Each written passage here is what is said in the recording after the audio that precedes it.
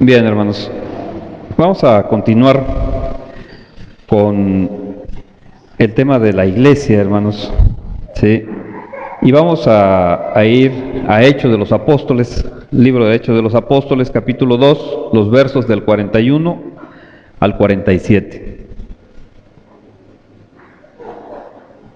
La palabra dice: así que los que recibieron su palabra fueron bautizados, y se añadieron aquel día como 3,000 personas, y perseveraban en la doctrina de los apóstoles, en la comunión unos con otros, en el partimiento del pan y en las oraciones. Y sobrevino temor a toda persona, y muchas maravillas y señales eran hechas por los apóstoles.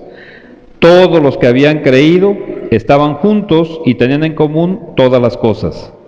Y vendían sus propiedades y sus bienes y lo repartían a todos según la necesidad de cada uno. Y perseverando unánimes cada día en el templo y partiendo el pan en las casas, comían juntos con alegría y sencillez de corazón, alabando a Dios y teniendo favor en todo el pueblo. Y el Señor añadía cada día a la iglesia los que habían de ser salvos. Fíjese, hermano, esta es la primer tiempo, podemos decir así, la primera época de la iglesia, cuando nace la iglesia. Ya vimos, nace el día de Pentecostés, un día de Pentecostés. Entonces, al comienzo de la iglesia, hermanos, tiene ciertas características que vamos a ver algunas. Uno, fíjese bien, verso 41, ¿qué es lo que dice? ¿Quiénes fueron bautizados, hermanos? Los que recibieron la palabra. Es decir, hermano, Pedro, los apóstoles, los discípulos, no bajaron a las aguas y le dijeron a las personas: a ver, ¿quién más quiere? Venga, todo el que quiera, de una vez, hay que aprovechar, ya estamos en las aguas, ya me mojé, ¿quién más quiere? No, hermanos, así no se bautiza en la iglesia de Jesucristo. ¿A quiénes se les bautiza, hermanos? A los que reciben la palabra. ¿Qué es recibir la palabra, hermanos? ¿Cómo puedo saber si alguien recibió la palabra? Vamos a ver, hermanitos, en el Evangelio según San Juan, capítulo 1, los versos 11 y 12. A lo suyo vino y los suyos no le recibieron. Fíjese lo que dice el verso 12. Mas a todos los que, ¿qué dice, hermanos? Le recibieron, a los que creen en su nombre, les dio potestad de ser hechos hijos de Dios. Entonces, aquí vemos, hermanos, si se da cuenta, lo que dice a los que creen en su nombre, eso está entre comas, es una aclaración. ¿Qué es lo que nos está diciendo? A todos los que le recibieron.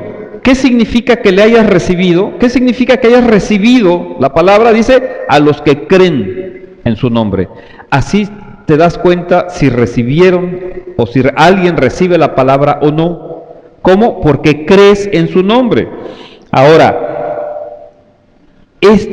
creer, Marcos 16:16.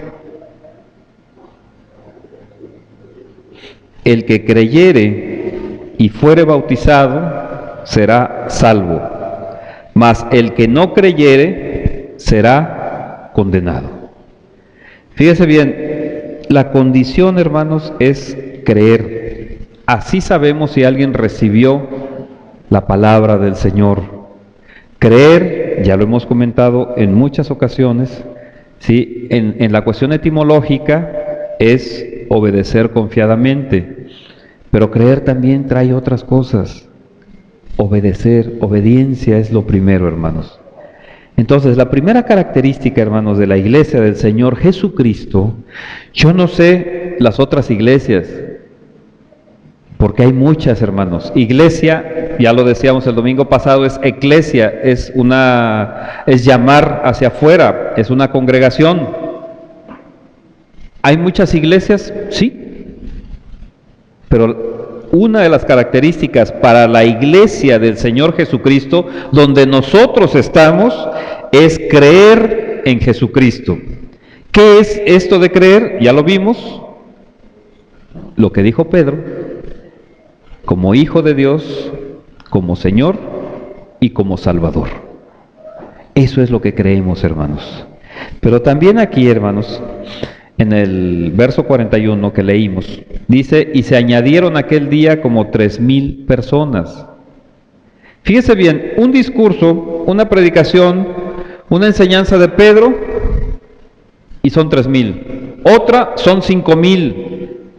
Y muchos dicen ahora, ¿por qué alguien se levanta con el Evangelio, la doctrina verdadera sana, y no hay 5,000 y no hay 3,000? ¿Qué está sucediendo? Entonces, esa no es la iglesia de Cristo, porque la iglesia de Cristo, dicen, se levantaban y se añadían miles. Vamos a ver por qué está sucediendo esto, hermanitos. Recuerda, ¿cuándo fue cuando nace la iglesia de nuestro Señor? Dice la palabra, el día de Pentecostés, 50 días después de Pascua. Y ahí vamos a Éxodo 23, Éxodo 23 del 14 al 16. Dice, 3 veces en el año me celebraréis fiesta. Fíjese bien, estas convocaciones solemnes son eternas. Estas convocaciones solemnes van a estar mientras estemos aquí en esta tierra, mientras la tierra perdure, mientras este planeta exista y mientras la iglesia esté aquí, estas 3 convocaciones solemnes van a continuar. 2 ya históricamente ya fueron hechas. Otra falta, ya lo hemos comentado muchas veces. Dice, 3 veces en el año me celebraréis fiesta. La fiesta de los panes sin levadura guardarás. 7 días comerás los panes sin levaduras como yo te mandé en el tiempo del mes de Abib, porque en él saliste de Egipto, y ninguno se presentará delante de mí con las manos vacías. ¿Cuál es esta convocación, hermanos? Pascua, lo que conocemos como Pascua. Esa conmemoración ya tuvo efecto históricamente, ¿sí? Nuestro Señor Jesucristo es el Cordero que quita el pecado del mundo. Esa Pascua ya históricamente ya pasó. Y la recordamos. Verso 16, también la fiesta de la siega. Fíjese bien, esto es lo que se le llama Pentecostés, o sea, 50 días después, ¿sí? La fiesta de las semanas, 7 semanas. Y también la fiesta de los primeros frutos, porque es cuando empezaba la cosecha, hermanos. Que dice, los primeros frutos de tus labores. Los primeros frutos, la primera cosecha que hubieres sembrado en el campo. Hermano, ¿cómo es la primer cosecha? Para los que más o menos hayan estado por ahí en cuestión agrícola, la primer cosecha, cuando levanta la primera cosecha, hermano, están, por ejemplo, los árboles, están pero llenos.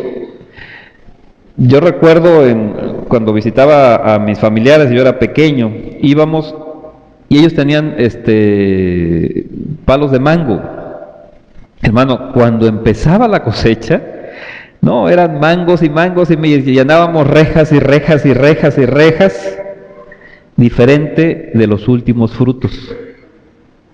Ya en los últimos frutos, hermanos, un árbol que había dado, no sé, unas 30 rejas, 40 rejas en la primer poda, ¿sí? A lo último, hermano, daba 5 rejas, 4, y ya eran muchas. ¿Qué es lo que dice aquí? La tercera festividad, la tercera conmemoración solemne dice, y la fiesta de la cosecha a la salida del año. Hoy, hermanos, la iglesia se encuentra en este tiempo, en la cosecha a la salida del año. Ya es lo último, hermanos. Ya no son 3,000 y 5,000 por una predicación. Ya hay que andar buscando y rebuscando, hermanos. La iglesia de Jesucristo, cuando hayas recogido los frutos de tus labores del campo. Hermanos, hoy estamos en la salida del año. En aquel entonces, una de las características que tuvo la iglesia en ese tiempo fue, hermanos, muchísima cosecha. Hoy estamos en ese otro tiempo. Segunda característica, en aquel entonces, hermanos, es que eran muchísimos los convertidos. Hoy son muchísimos los que aparentan conversión, pero no están convertidos al Señor. No lo están. Por eso es esto el símil con la última cosecha. Porque los árboles están muy frondosos, tienen muchas hojas, pero tienen poquitos frutos. En las últimas cosechas, hermanos, cuando llueve, por ejemplo, ¿qué sucede con los frutos? Usted agarra uno de esos frutos y de repente está todo bonito por fuera, pero aguzanado por dentro. Fíjese el símil que hace nuestro Señor con la iglesia. ¿Sí? ¿Qué sucede en estos tiempos? Esto es el último, hermanos. Regresamos a Hechos 2, el verso 42, fíjese lo que dice: y perseveraban en la doctrina de los apóstoles, en la comunión unos con otros, en el partimiento del pan y en las oraciones. Hermano, aquí la palabra que la traducen como perseverar. ¿Qué significa perseverar? En un diccionario común que usted puede tomar en cualquier lugar, dice mantenerse firme y constante en una manera de ser o de obrar. O sea, permanecer firme y constante, hermano, las dos cosas. ¿Sí? Nadie me va a mover de aquí, pero voy a estar siempre ahí. ¿Sí? Entonces, ¿en qué estaban, hermanos, firmes y constantes?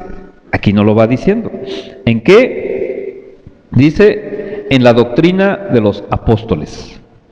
Bien, ¿qué es doctrina, hermanos? Es una enseñanza. Entonces, ¿en dónde estaban firmes y constantes? En la enseñanza, hermanos. Todo el tiempo estaban en la enseñanza. ¿Sabe cuándo en aquel entonces había enseñanza en la iglesia?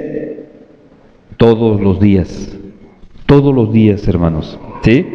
Si usted ve aquí en Hechos 2:46, dice, y perseverando unánimes cada día en el templo. ¿Usted cree que en aquel entonces, hermanos, en Palestina no hacía frío? ¿No llovía? Hermanos, igual que aquí con nosotros, de igual manera. ¿Y sabe qué? Todos los días iban al templo. Todos los días. Yo creo que aquellos eran más fuertes que nosotros, ¿no? Porque hoy, hermanos, hay algunas gentes que si sale el sol, ya no pueden salir porque se van a su piel se va a lastimar con tantos rayos ahí del sol. Pero si está nublado, hermanos, no pueden salir porque a lo mejor les da gripa. Y si llueve, hermano, ¿cómo cree que voy a salir? Me voy a mojar los pies. El caso, hermanos, es que la iglesia de nuestro Señor Jesucristo va cada vez que hay enseñanza. En aquel entonces, como ahorita, para los cristianos, ¿sí? Lo más importante, hermanos, es la enseñanza de nuestro Señor Jesucristo. Y no estoy diciendo que tenemos que dejar trabajos, y no estoy diciendo que tenemos que dejar a un lado nuestra familia, no. Tenemos que hacer todo eso. Pero lo más importante, hermanos, es la enseñanza de nuestro Señor. ¿Cómo hace usted su trabajo? ¿Lo hace de mala gana? ¿Sabe qué? A lo mejor se lleva todo el día y entonces ya no va a tener tiempo para ir a la enseñanza.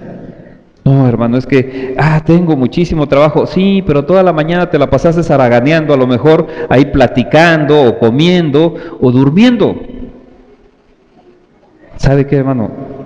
Cuando me encargan algún trabajo, yo trato de hacerlo lo más rápido posible. ¿Para qué? Para tener más tiempo. y poder estar con mi Señor. ¿Cómo le hacían, hermanos? ¿Cómo le hacían para enseñar estos santos hombres? Venían ángeles del cielo y les daban ahí unas tablas para que ellos supieran qué tenían que decir. O a lo mejor, no sé, el mismo Señor, ¿no? Los agarraba y mira, tú tienes que hacer esto. Hay algunos lugares, una cuestión demoníaca, donde dicen que es que el Espíritu me lleva la mano y me hace escribir las cosas. Eso, hermanos, no es de Dios. ¿Sabe qué? El Señor quiere hombres y mujeres valientes y esforzados. ¿Qué hicieron, hermanos? ¿Qué hizo la iglesia cuando...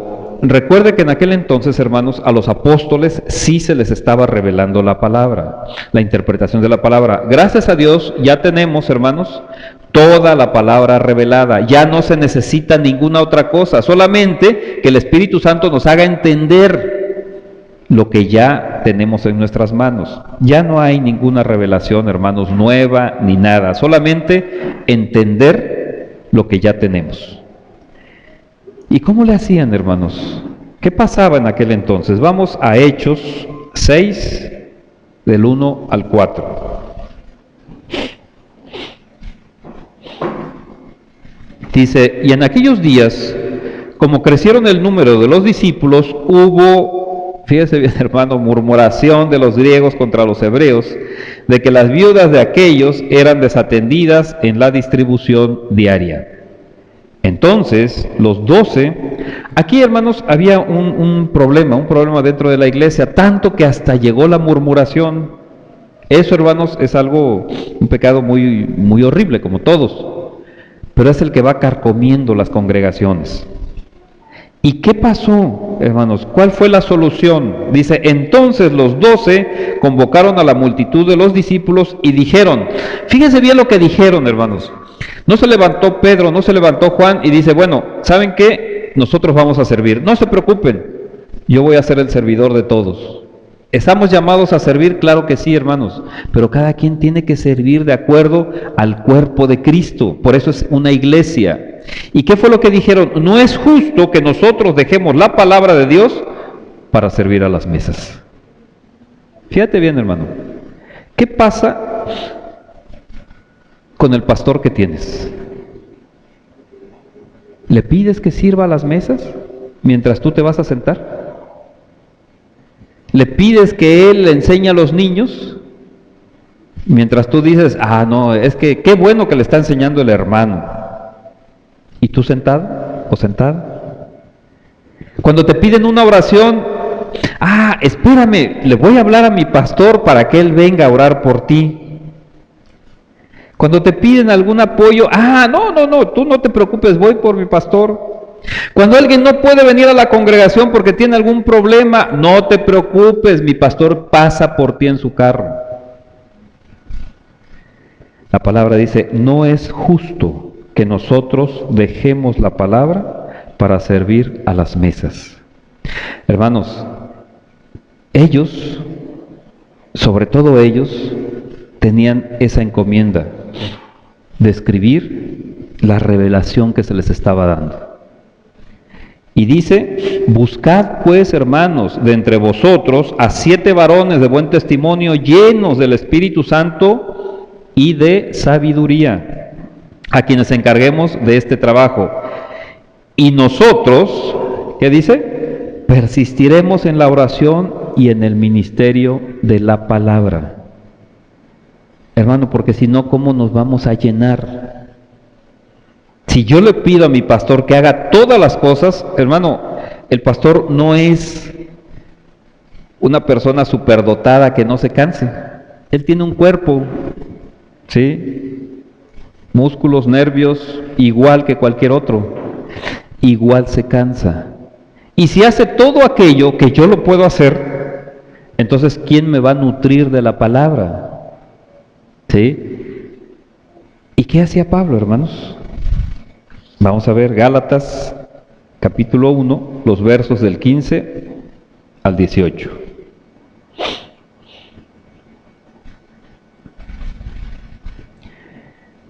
Pero cuando agradó a Dios, que me apartó desde el vientre de mi madre y me llamó por su gracia, revelar a su Hijo en mí para que yo le predicase entre los gentiles, no consulté enseguida con carne y sangre, o sea, no fue con alguien, que dice, ni subí a Jerusalén a los que eran apóstoles antes que yo, sino que fui a Arabia y volví de nuevo a Damasco.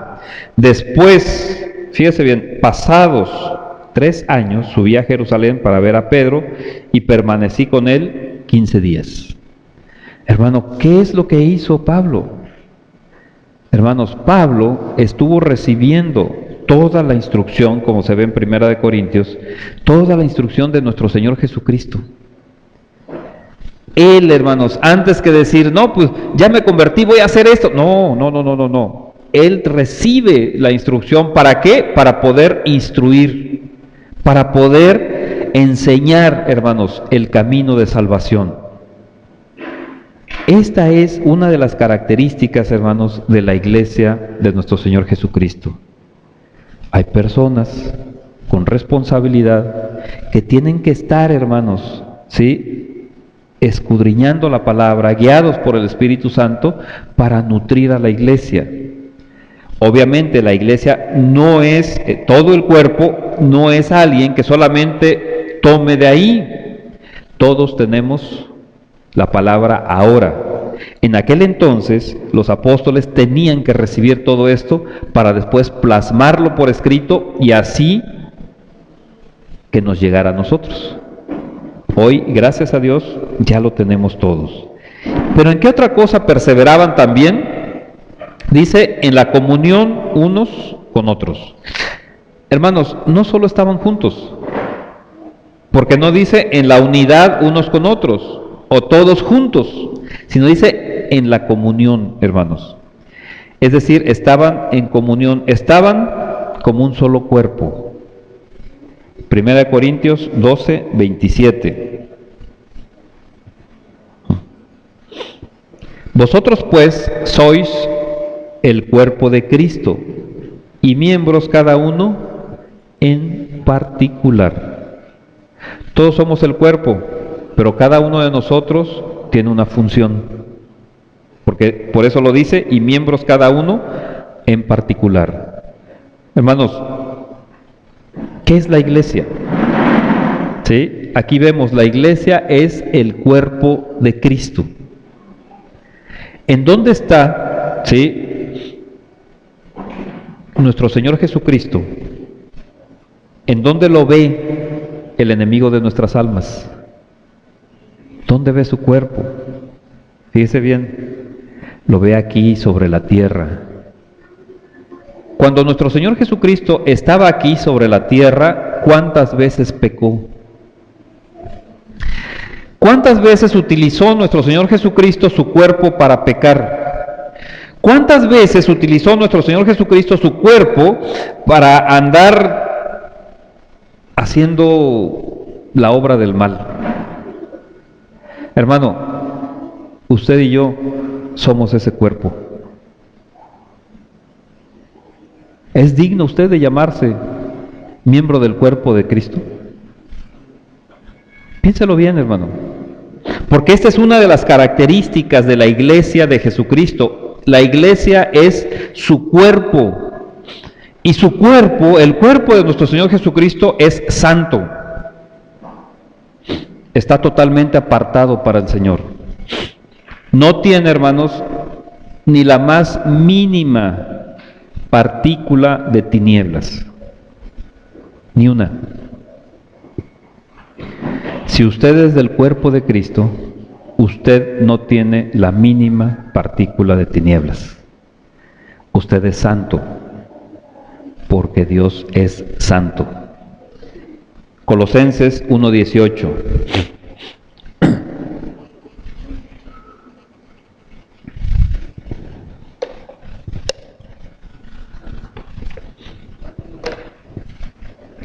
Y Él, está hablando de nuestro Señor Jesucristo, y Él es la cabeza del cuerpo, ¿qué dice? Que es la iglesia. El cuerpo nos lo ratifica, es la iglesia. Él, que es el principio, el primogénito de entre los muertos, para que en todo tenga la preeminencia. Entonces, hermanos, nosotros somos el cuerpo. ¿Y quién nos encabeza, hermanos? Nuestro Señor Jesucristo. Se toma este símil porque la cabeza, hermanos, es el que dirige a todo el cuerpo. No es el cuerpo el que dirige a la cabeza, hermanos. Entonces, ¿quién debe de dirigir tu vida? Tú como cuerpo de Cristo. Como iglesia es Cristo. Nadie más. A mí qué me importa el mundo con sus modas, con sus tradiciones, con sus fiestas, si el que me dirige es Cristo. A mí qué me importa, y se los voy a comentar así, a mí qué me importa el 10 de mayo, a mí qué me importa el día del compadre, a mí qué me importa todo eso, hermanos. Festividades sí, me importan 3, las que el Señor me dice que tengo que recordar eternamente. Esas son las que me importan, porque tiene su significado, hermano. Cada una de ellas tiene su significado. Entonces, hermano, usted y yo, si estamos, hermanos, en obediencia a Cristo, somos ese cuerpo, somos la iglesia. Esa es la característica también de la iglesia de Jesucristo. Pero también, hermanos, perseveraban en el partimiento del pan. Hoy, hermanos, lo conocemos, la mayoría, como la Santa Cena, ¿sí? Aquí, hermanos, vemos que siempre el llamado es a una iglesia santa, a una iglesia pura, hermanos. Aunque algunos congregantes, como actualmente también está, se desvían de este camino. Vamos a 1 Corintios 11, del 27 al 32.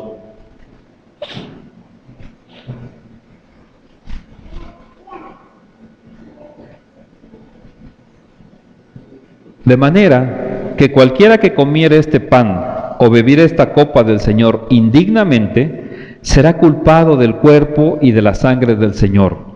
Por tanto, pruébese cada uno a sí mismo y coma así del pan y beba de la copa. Porque el que come y bebe indignamente sin discernir el cuerpo del Señor, juicio come y bebe para sí. Por lo cual hay muchos enfermos y debilitados entre vosotros, y muchos duermen. Si pues nos examinásemos a nosotros mismos, no seríamos juzgados. Mas siendo juzgados, somos castigados por el Señor, para que no seamos condenados con el mundo, hermanos. Fíjese bien, ¿qué es lo que sucede con lo que llamamos la Santa Cena, con la partición del pan? ¿Sí? Estamos, hermanos, ¿sí?, con nuestro Señor Jesucristo, recordando su muerte. Cada vez que lo hacemos, hermanos, estamos recordando su muerte, pero nos hacemos uno con Él, ¿sí?, con el fruto de la vid y con el pan. Pero cuando lo tomamos y lo bebemos indignamente, ¿qué es lo que sucede, hermanitos? No discernimos el cuerpo del Señor. ¿Qué significará esto? Cuando una persona piensa que el cuerpo del Señor está allá en los cielos, no lo discierne. ¿Sabe dónde está el cuerpo del Señor, hermanos? Aquí, la iglesia. No, yo amo a Jesucristo, yo doy mi vida por Jesucristo, pero con los hermanos no, esos son hipócritas, esos son no sé qué, eso no estás discerniendo el cuerpo de Cristo, porque el cuerpo de Cristo son tus hermanos que siguen la voluntad del Señor. Y que a lo mejor tú estás menospreciando porque no tienen carro, porque no tienen una casa, porque no tienen estudios, por alguna cosa tú los estás menospreciando, y entonces menosprecias el cuerpo de Cristo. Fíjate bien lo que está pasando en tu vida. Y si participas en el partimiento del pan, así de esa manera, ¿sabe qué? Verso 30 dice, por lo cual hay muchos enfermos y debilitados. ¿Qué ha pasado con tu vida, hermano? ¿Qué ha pasado? Es posible, no digo que todo el tiempo sea así, pero es posible que alguna de las enfermedades que te ha dado o en la que estás sea porque no has discernido el cuerpo de Cristo. porque has menospreciado el cuerpo de Cristo, porque has murmurado del cuerpo de Cristo, porque no lo disciernes, hermano, y estás enfermo, te has ido hacia abajo, y ¿sabe qué? Dice también que muchos duermen. Cuando se refiere a esta expresión, hermanos, está diciendo que muchos han muerto por no discernir y por participar en algo indignamente, en algo santo. Entonces, hermanos, dice, examínate primero, ¿cómo estoy? No te justifiques, dice, examínate. ¿Qué es lo que he hecho con la iglesia? ¿Qué es lo que he hecho con mis hermanos? ¿Qué es lo que he hecho con los servicios que hace la iglesia? ¿Sabe que cuando usted puede ir a algún servicio pero no va, usted está menospreciando el cuerpo de Cristo? Y dice, ¿por qué estoy enfermo? Yo me he cuidado, yo he tomado vitaminas, yo no me he expuesto al sol, ni al agua, ni a nada. Es más, ni voy a la congregación donde se reúnen ahí, quién sabe para qué, para no enfermarme, y mira cómo estoy. ¿Por qué? Porque has menospreciado el cuerpo de Cristo. No todas las enfermedades, hermanos, pero hay muchas dentro de las congregaciones que se da por esto, hermanos. Y si, hermanos, no te examinas y no te juzgas, si continúas así, todavía, hermanos, la misericordia de Dios se va a mostrar en tu vida. Dice, mas siendo juzgados, somos castigados por el Señor. A lo mejor esa enfermedad, a lo mejor, hermano, esa baja económica, a lo mejor esa situación por la que estás pasando es un castigo del Señor. Hermano, la palabra nos lo dice, somos castigados. Aquí no estamos en congregaciones donde dicen, no, Dios no castiga, Dios te da tu zona de oportunidades y todo lo que se está hablando hoy ahí en el mundo. No, hermanos, Dios castiga y reprende a quien ama. Y Dios a lo mejor te está castigando. ¿Para qué? Para que no seas condenado con el mundo a la hora, hermanos, de la resurrección, para que te arrepientas de esos pecados.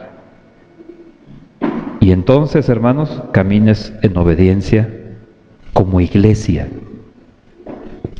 Ya se va dando cuenta, hermano, a lo mejor usted ha utilizado esa expresión, no, es que yo soy iglesia.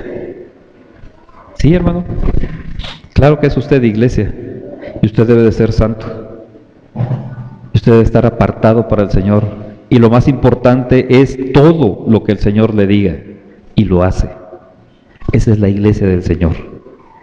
Hermano, también, sí, perseveraban en las oraciones. Aquí, hermano, hay que señalar, hay una oración personal, hay una oración familiar y hay una oración congregacional. En las tres persevera la iglesia de Cristo. En las tres, hermanos. No se menosprecia ninguna, ¿sí? La iglesia de Jesucristo, el Señor, es una iglesia que ora. ¿Cuánto tiempo le dedica usted a la oración personal? ¿10 minutos? ¿15 minutos? ¿1 hora? ¿Se recuerda lo que le dijo nuestro Señor a Pedro y a Juan? Ni siquiera 1 hora puedes orar conmigo. Fíjese bien, hermano, ni siquiera.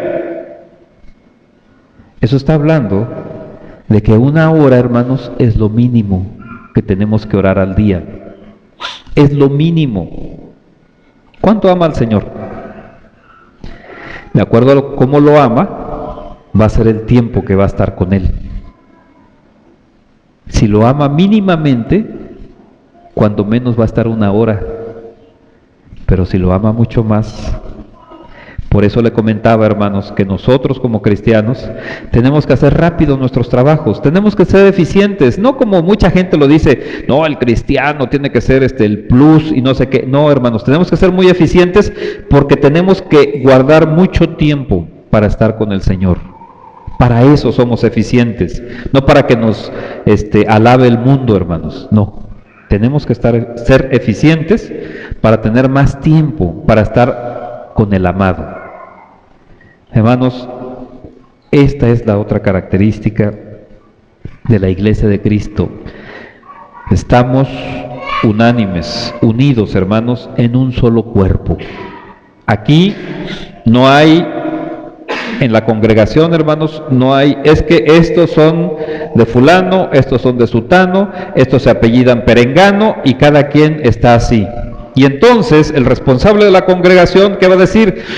Pues a fulano le voy a encargar esto, pero que vaya con este y con este porque son de ellos. Y que no vaya con este porque este es de estos otros, ¿no? ¿Qué dijo Pablo? Unos son de fulano y otros son de sutano. Entonces, fulano murió por ti. ¿O sutano lo hizo? No. Cristo es nuestra cabeza, hermanos. Verso 43 de Hechos 2. Fíjese bien, hermano. Sí. Dice, y sobrevino temor a toda persona.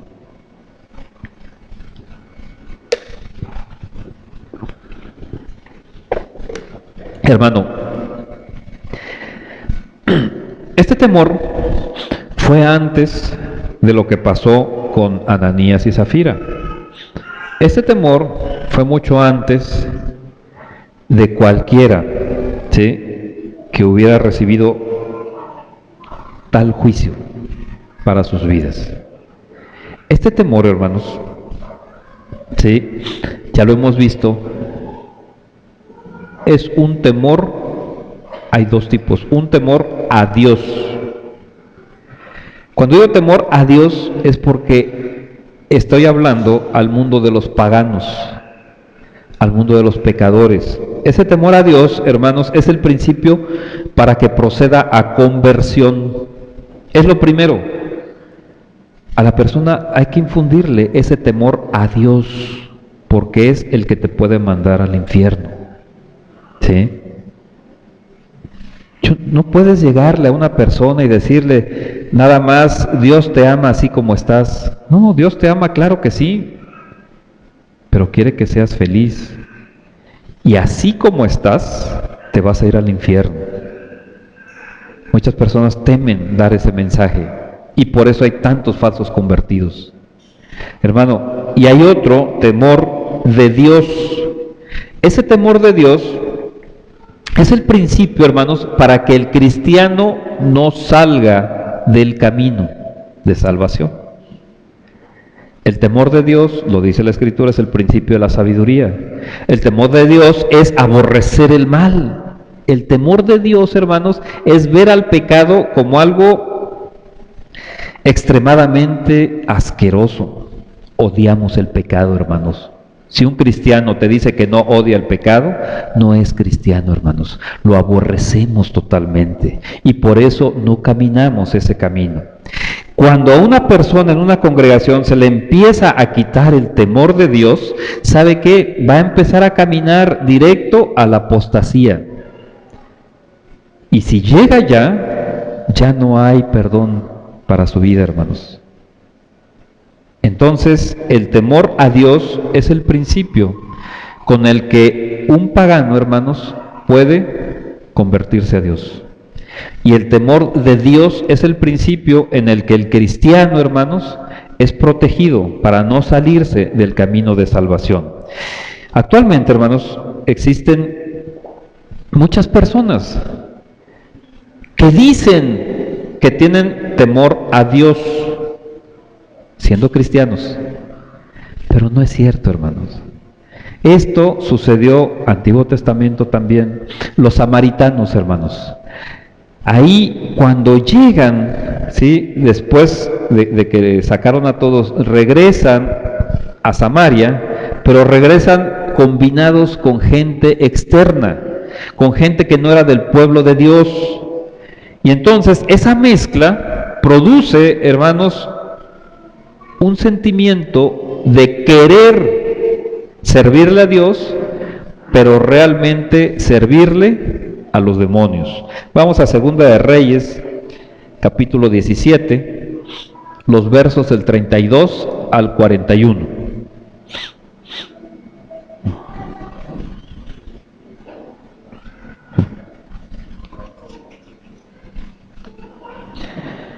Temían a Jehová. Fíjese bien, porque quiero que cheque bien esta parte de la escritura, porque si no, si se lee mal, se puede uno perder. Dice, temían a Jehová e hicieron del bajo pueblo sacerdotes de los lugares altos, que sacrificaban para ellos en los templos de los lugares altos.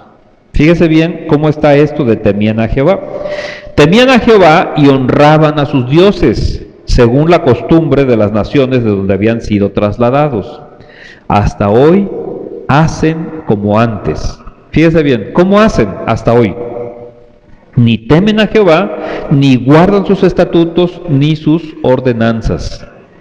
Ni hacen según la ley y los mandamientos que prescribió Jehová a los hijos de Jacob, al cual puso el nombre de Israel, con los cuales Jehová había hecho pacto y les mandó diciendo, no temeréis a otros dioses, ni los adoraréis, ni les serviréis, ni les haréis sacrificio. Mas a Jehová, que os sacó de tierra de Egipto con grande poder y brazo extendido, a este que dice, temeréis, y a este adoraréis, y a este haréis sacrificio. Los estatutos y derechos y ley y mandamientos que os dio por escrito cuidaréis siempre de ponerlos por obra, y no temeréis a dioses ajenos. No olvidaréis el pacto que hice con vosotros, ni temeréis a dioses ajenos, mas temed a Jehová vuestro Dios. Fíjese bien, aquí está diciendo, temed a Jehová. ¿A quién le está hablando? A gente inconversa, hermanos. A gente que no creía en Dios. Y Él os librará de mano de todos vuestros enemigos. Verso 40. Fíjese bien y relaciónelo con los versos del 32 y el 32. Pero ellos no escucharon. Antes hicieron según su costumbre antigua. Así, fíjese bien, temieron a Jehová aquellas gentes y al mismo tiempo sirvieron a sus ídolos. Aquí, hermanos, el Señor les explica qué es temerle a Dios, qué es temerle a Él, guardar sus mandamientos, adorarlo, servirle solamente a Él. Y estas personas, estos samaritanos, que dice, no escucharon. Y dice, así temieron aquellas gentes, así temieron a Jehová. O sea, ¿cómo decían que temían a Dios? Sirviéndole a sus ídolos. Hermanos, en estas congregaciones actuales, en la iglesia actual, hay muchos samaritanos que dicen temerle a Dios, pero siguen haciendo, ¿sí?, lo que sus ídolos les dicen. Y también sus hijos y sus nietos, según como hicieron sus padres, así hacen hasta hoy. Fíjese bien, hermano, y ese hasta hoy no es hasta que se escribió eso, sino es hasta el presente, hoy, hermanos. ¿Qué dice la palabra cuando nosotros obedecemos al Señor? Dice, te irá bien a ti y a tus hijos, y a los hijos de tus hijos, si tú crees. ¿Por qué? Porque si tú crees vas a ser ejemplo de los demás. Pero si tú no crees, la desobediencia y la maldición va a seguir hasta la tercera y cuarta generación. Esto muchos creen que, bueno, pues a lo mejor lo dicen para que, pues sí, le tenga miedo y pues ya yo cambie, ya voy a ser más moral, ya no voy a tener pecados escandalosos. Pues sí, por ahí a lo mejor veo películas que no son muy buenas, pero bueno, eso ya es menos. No, hermano. La iglesia de Cristo es santa y es pura. Fíjese bien este testimonio que les quiero leer. Dice la palabra, dice el testimonio. Abraham Sedaca, de 76 años, es una persona, ¿sí? Es una persona que vive en aquella parte, ¿sí? Es un samaritano. Abraham Sedaca, de 76 años, dijo, fíjese bien, eso fue apenas hace 2 años. Los samaritanos nunca salimos de esta tierra. Hace 1500 años nuestra población era de aproximadamente 1.250.000 personas. Hoy en día no llegan a 800. Eso lo dijo hace 2 años. Hoy, hermanos, de acuerdo al último censo, no llegan ya a 700 personas. ¿Sí? Ni siquiera 1000, hermanos. Esto debido a que nos quedamos aquí junto con otros pueblos que fueron muy crueles, como los romanos, bizantinos y musulmanes. Entre todos, por poco acaban con nuestra etnia. Hermanos, ¿son esos pueblos los culpables? No, hermanos. Los samaritanos decían temer a Dios y hacían las cosas que sus ídolos querían. Hermano, eran 1.250.000 personas y hoy quedan menos de 700 personas. Esto, hermanos, ¿es una casualidad? Esto es algo que, bueno, pues se fueron desapareciendo. No, hermanos. La maldición que ellos mismos promulgaron se les pasa a sus hijos, a sus nietos y a todos los demás, mientras no tomen a Jesucristo como su Señor. ¿Qué está pasando con tu vida, hermano? ¿Qué está pasando? ¿Dices temer a Dios y haces lo contrario de lo que el Señor te dice? Fíjate bien si tienes hijos también, porque a lo mejor puedes tener nietos. ¿Qué va a pasar con tu vida y con la de ellos? Deuteronomio 5, del 28 al 29. Aquí, hermanos, el pueblo fue cuando escuchó la voz de Dios y el pueblo dijo, ahora entendemos, ahora hemos visto que el hombre puede escuchar a Dios y no morir. Y en vez de alegrarse, ¿qué dijeron? Moisés, tú escúchalo y dinos lo que tenemos que hacer y nosotros obedecemos, le tenemos temor a Dios, pero no queremos estar con Él. Fíjese bien, al menos dijeron algo, vamos a hacer lo que tú nos digas, tememos a Dios. Y oyó Jehová la voz de vuestras palabras cuando me hablabais, y me dijo Jehová, he oído la voz de las palabras de este pueblo. Fíjese bien, no dice de mi pueblo, se expresa de este pueblo. Fíjate bien, Él escogió, el Señor escogió a ese pueblo. Y le había dicho en varias ocasiones mi pueblo, ahora le dice este pueblo. Que ellos te han hablado, bien está todo lo que te han dicho. Fíjate bien, hermano, ¿se quieren ir? Que se vayan. ¿Quién diera que tuviesen tal corazón? ¿Cuál era ese corazón? ¿Qué es lo que el Señor veía que estaba bien, al menos en ellos? Que me temiesen y guardasen todos los días todos mis mandamientos. ¿El Señor para qué quiere que guardes sus mandamientos? ¿Para qué te dice, guarda mis mandamientos? ¿Para qué te lo dice? Dice, para que a ellos y a sus hijos les fuese bien para siempre, hermanos. Para eso quiere el Señor, que guardes sus mandamientos. El Señor tiene buena voluntad para contigo. Pero ¿qué haces tú? ¿Qué estás haciendo? Más adelante, si usted lee, le dice el Señor que ellos se vayan, pero tú, ¿sí? Tú quédate aquí conmigo y te voy a enseñar todo. Hermano, cuando se le acercan personas y le empiezan a decir cosas, ¿sí? Y usted empieza a escuchar esos buenos consejos del mundo, ¿sabe? Está perdiendo el temor de Dios. Lo está echando afuera de su vida. Y el Señor lo va a echar a usted. Y no solamente a usted, porque despreciaste mi ley, ¿sí? Yo me olvidaré de tus hijos, dice la palabra. Y cuando hagan lo malo, no los voy a reprender, sino los voy a dejar. ¿Y Y que dice, hermanos, esas personas van a pensar que Dios los está bendiciendo cuando los está llevando, dejando ir pues a un camino que ellos escogieron, el camino de perdición. La iglesia de Cristo, hermanos, no es así. Hechos 5, del 1 al 11.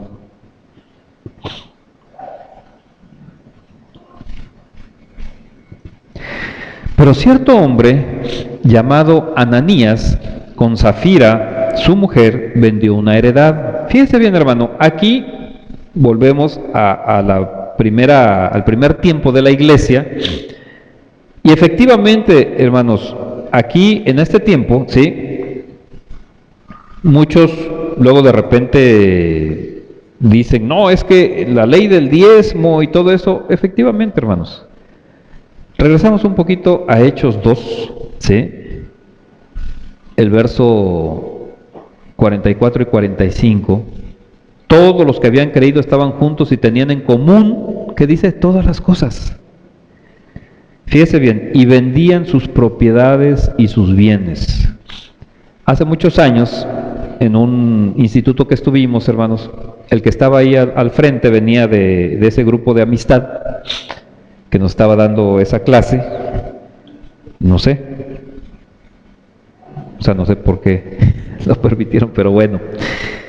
Esa persona, hermanos, sí, nos decía, miren, aquí donde dice que vendían sus propiedades y sus bienes, eran todas las personas que venían de fuera. Entonces, para no irse a su pueblo, para no irse a su país, entonces vendían todo lo de allá, y pues ya tenían el dinero para rentar y para vivir en ese lugar. No, hermano, eso es una enseñanza totalmente errónea, fuera del Evangelio.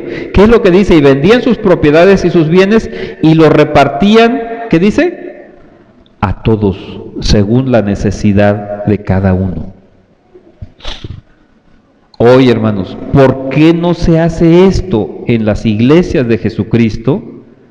Por el exceso que han tenido, ¿sí? Algunos pastores que han caído en los lazos del diablo, pues, y que han hecho con todo eso, se han ido hacia otro lado, hermanos. Por eso no lo hacemos, ¿sí? Pero, hermanos, en aquel entonces daban todo. Y hubo una pareja de esposos que querían aparentar que lo daban todo. Querían hacer como que estaban muy consagrados para el Señor. Y esta es la historia. Pero cierto hombre llamado Ananías, con Safira su mujer, vendió una heredad y sustrajo del precio, sabiéndolo también su mujer, y trayendo solo una parte, la puso a los pies de los apóstoles. Fíjese bien, hermano. ¿La heredad de quién era? De Ananías. O sea, era su propiedad. A la hora que lo vendió, ¿de quién era el dinero? De él. Él podía hacer lo que él quisiera, ¿sí? Pero quiso aparentar, trató de engañar a la iglesia, trató de engañar, ¿sí?, al Espíritu Santo. Y dijo Pedro, Ananías, ¿por qué llenó Satanás tu corazón para que mintieses al Espíritu Santo y extrajeses del precio de la heredad? Fíjese bien. ¿Por qué llenó Satanás tu corazón? Aún no le está diciendo otra cosa. ¿Por qué? Le está preguntando ¿por qué? ¿Por qué pusiste esto en tu corazón? No has mentido a los hombres, sino a Dios. Inmediatamente Ananías tenía que haberlo interrumpido, Señor Jesús, perdóname. Se quedó callado. ¿Y qué pasó? Dice, al oír Ananías estas palabras, cayó y expiró. Murió, hermanos. Y vino, ¿qué dice? Un gran temor sobre todos los que lo oyeron. Fíjese bien, hermanos. Hoy tal pareciera que ya no existe ese temor. En mucho, por los excesos, vuelvo a repetir que han caído muchos pastores, ¿sí? Y ustedes lo han visto aquí, normalmente por no decir pues nunca hasta ahorita, hemos platicado de cuando han querido, hermanos, mentirnos, o cuando nos han robado cosas, o cuando han hecho varias cosas en nuestra contra, ¿sí? Hermano, la verdad es que nosotros nunca jamás hemos deseado, ¿sí?, el mal para alguien, y nunca jamás hemos pedido, como hacen algunos impíos, pero hay un Dios que todo lo ve y justicia para fulano y todo. No, hermano, porque dice, al que te hace daño, ora por él. Ora por él. Que la misericordia del Señor los alcance. Pero hermano, ¿nos han robado? Sí, cosas bastantes. Y déjeme decirle, hermano, para desgracia de estas personas, les ha ido muy mal. ¿Sí? En salud, en cuestiones materiales, en diferentes cosas.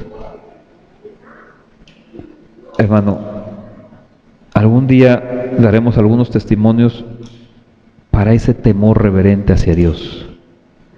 Y yo les digo, ustedes, hermanos, vean las personas que han salido de la congregación, que no han salido hasta ahorita ninguna para santificarse, y vean sus vidas. Y ahí se van a dar cuenta, hermanos. Ahí se van a dar cuenta qué ha pasado con el Señor, qué ha hecho con estas personas.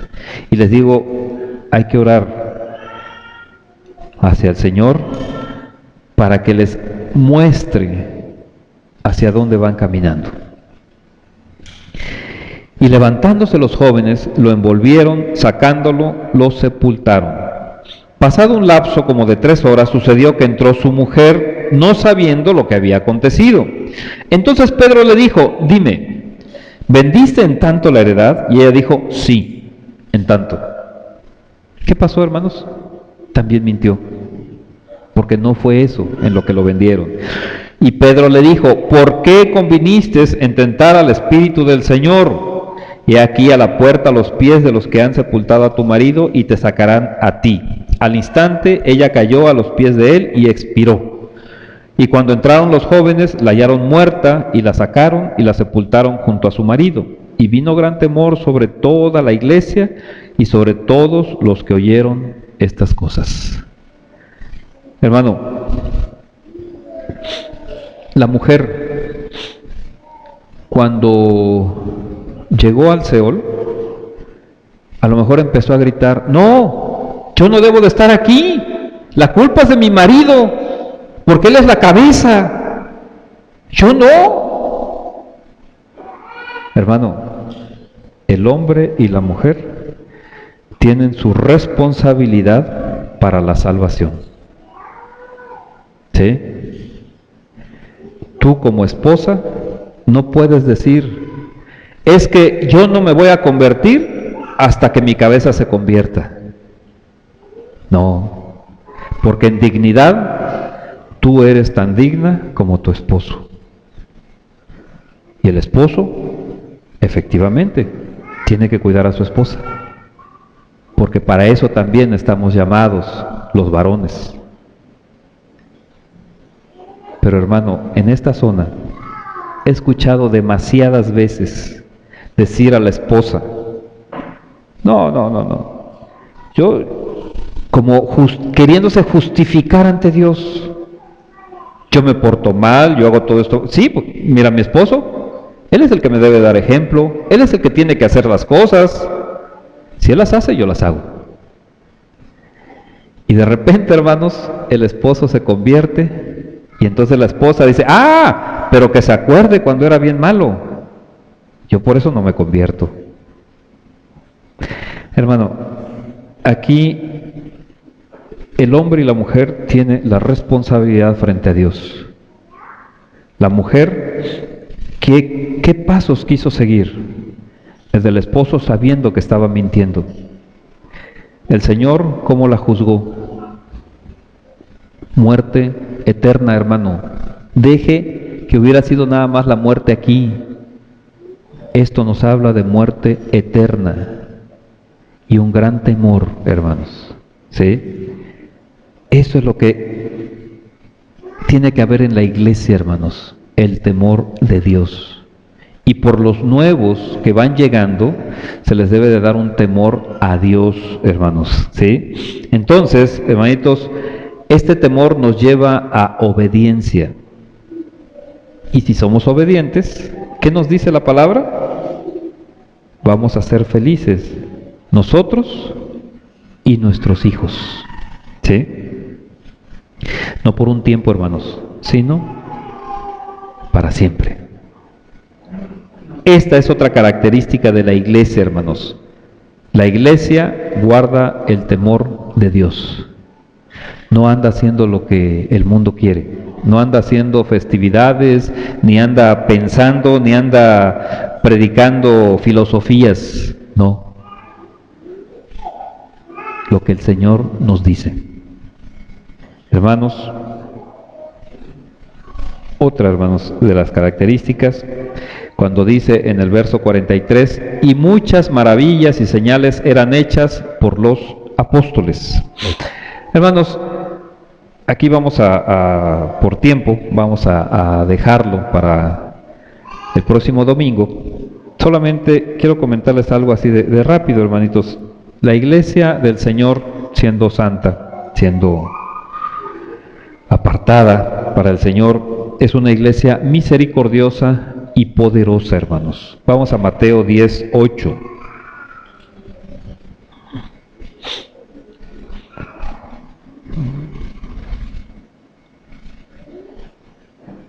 Quiero que terminemos con estos dos versículos que vienen, con estas dos porciones,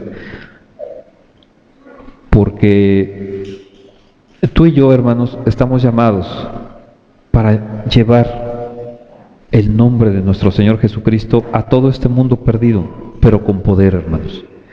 Sanad enfermos, limpiad leprosos, resucitad muertos, echad fuera demonios. Fíjese bien, hermano. ¿Qué fue lo que le dijo nuestro Señor a los que envió cuando Él estaba todavía aquí?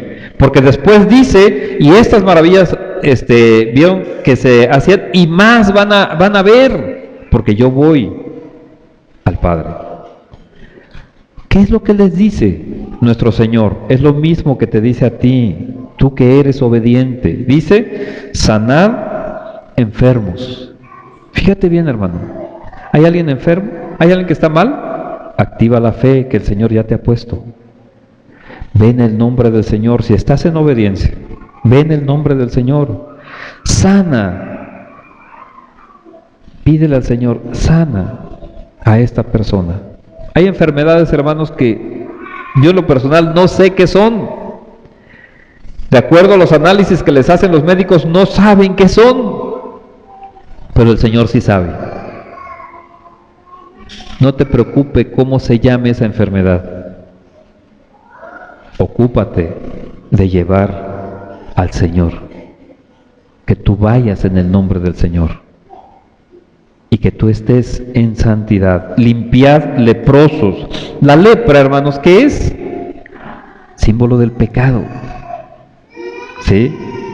Resucitad muertos. Y aquí, hermanos, mucha gente lo espiritualiza. Y dice, sí, muertos del pecado. Sí, efectivamente, es eso, muerto espiritual. Pero también, hermanos, nos está hablando de muertos físicos. Y lo hemos visto, hermanos. ¿Sí? Muertos físicos, clínicamente ya están muertos. Y si recuerdan, en una ocasión nos tocó, hermanitos, aquí en el seguro, una persona que 4 veces clínicamente ya lo habían dado por muerto. Y el Señor mostró su gloria ahí. Hermanos, literalmente también es resucitad muertos, echad fuera demonios. No porque tú seas fuerte, hermanos. No porque tú vayas a hacer algo. Es el nombre del Señor, es la autoridad del Señor la que hace todo. Y una cosa te dice, de gracia recibisteis. ¿Qué significa de gracia, hermanos? Sin que tú lo merecieras, sin ningún costo para ti. De gracia lo recibiste, ¿qué dice? Dad de gracia. No puede haber, hermanos, alguien que se diga cristiano y diga, no, pues sí voy, pero ¿sabes qué? échale tanto. O como en algunos lugares aquí en la zona, que he visto, hermanos, letreros fuera de la iglesia, bueno, de la congregación donde están. Oración de sanidad por cáncer, tanto. Por gripa, tanto. Por leucemia, tanto. Hermanos, totalmente fuera del Evangelio. Totalmente. No podemos, hermanos, porque estamos en el amor de Cristo. Yo no puedo, ¿sí? Obviamente ni quiero. Llegar a alguna casa, hacer una oración y decirle, oiga, ¿me puede dar para la gasolina de regreso? Te lo dieron de gracia, hermano. Dalo de gracia. ¿Quién puede hacer esto, hermanos? ¿Quién puede, para la gloria de Dios y en su nombre, que sanen enfermos? Hermano, el Señor te envía si tú crees en Él, ¿sí? Marcos 16, del 17 al 18.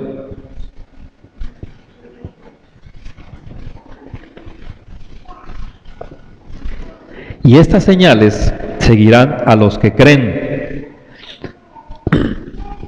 Ahorita vamos a ver las señales, pero ¿a quiénes van a seguir, hermano? A los que creen. Ya sabemos lo que es creer. Ahora yo te pregunto, hermano, ¿tú crees realmente, de acuerdo a lo que ya hemos visto durante mucho tiempo, ¿tú crees en Jesucristo? ¿Has manifestado una vida donde a ojos vistas podemos decir, esta persona de verdad cree en Jesucristo? Porque si tú crees, estas señales te van a acompañar. Estas señales, hermano. Esto no es solamente para el principio de la iglesia. Estas señales son hasta el final.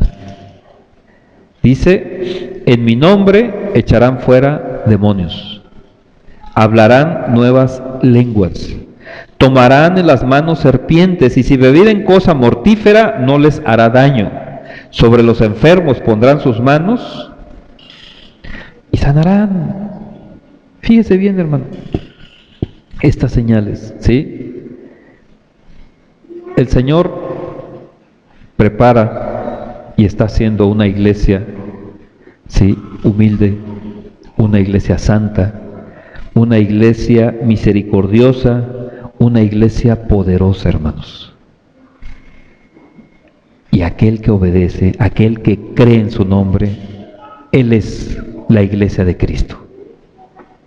Hermanos, ¿qué ha pasado contigo? ¿Qué ha pasado conmigo? ¿Realmente eres la iglesia de Cristo? ¿Realmente estás santificado por el Señor y caminas todos los días en su santidad? Porque si es así, hermano, efectivamente, si el Señor llegara hoy, ¿sabe qué? Usted se iría con Él. Pero si no, teme. Porque si tú estás permitiendo un poquito, mínimo, un mal pensamiento, una mala acción, ver algo que sabemos que no está bien, ¿sabes qué? Si llega hoy Jesucristo, tú te quedas eternamente fuera de la presencia de Dios. ¿Qué vas a hacer? A lo mejor próximo domingo dices, yo mejor ya no voy para allá, porque me están poniendo mucho miedo. Les platicaba anoche a unos hermanos que una persona me lo dijo así hace tiempo. ¿Sabes qué? Mejor vamos a platicar de otra cosa, porque ya me estoy deprimiendo. Digo, ¿sabes qué? Yo no puedo platicar de otra cosa. Si quieres, este es el camino de salvación. Arrepiéntete. Y si no, eternamente fuera de la presencia de Dios. Hermanos, voy a pedir que cierren los ojos un momento.